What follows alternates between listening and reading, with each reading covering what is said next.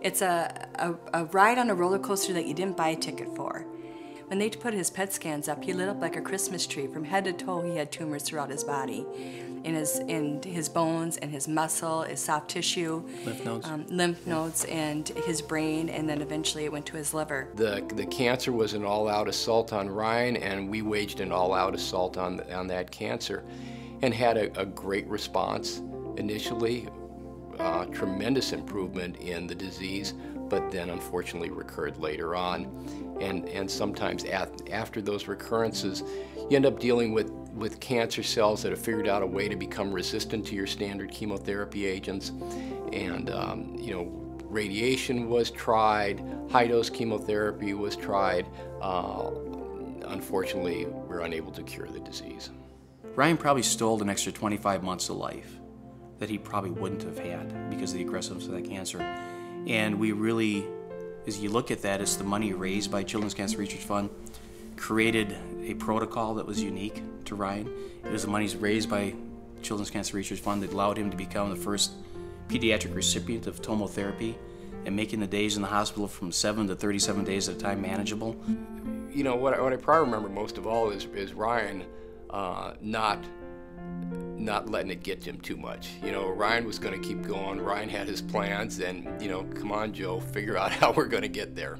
So, you know, I think that's a piece of this that we see over and over again. Just when you're feeling at your lowest, the kids tend to step up and help all of us out. And at that point, it was really difficult because he had made the team, he'd put his hair was coming back, he was back in school, you know, he started to experience the high school experience, and then all of a sudden, like a light switch, things change again. You know, but Ryan was so positive, he said, okay, so what's next? And the doctors looked at us and said, you know, we don't have anything else. You've used so much chemotherapy, so much radiation, we don't know what else to do for you, Ryan. Angry's a good word, and you want to be able to offer all of our patients a cure, and not a 5-year cure. When we can't do that, it's a combination of sadness, frustration, and anger. And you know, you're angry that we haven't gotten to where we need to get yet. And so many times in the hospital I would be holding his hands and just looking at them. And I'm now 4 years out and I hardly can remember them. And that's so difficult for me as a mom because you know your child's smell, you know the way they talk, the way their voice sounds, and I'm starting to now, that memory is fading, and it's so difficult. So you're right, standing at that tombstone and thinking it's just so wrong, and in that cemetery there's not just one Ryan, there's many Ryans. That you always try to look out and protect your child. You know, you look at this and think that we're his parents, and yet there's something here that you can't control. There's no control, and yet you still try to exhibit those kind of controls. You're still trying to be there and help him. And I think at the end of the day, that's what, you know, I've shared this many times, but that's probably the one thing that I wish I could have done is something different, but you can't. I said, Ryan, have you done everything that you wanted to do in life?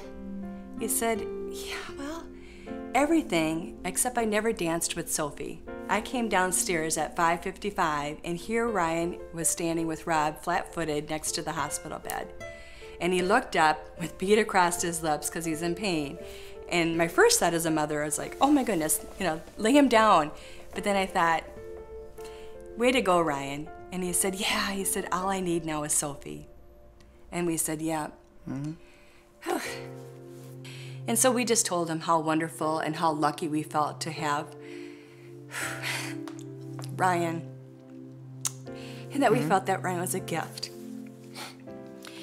And that if God would have came to us and said, you know, Rob and Susie, I've got this beautiful young man that I'm going to give you.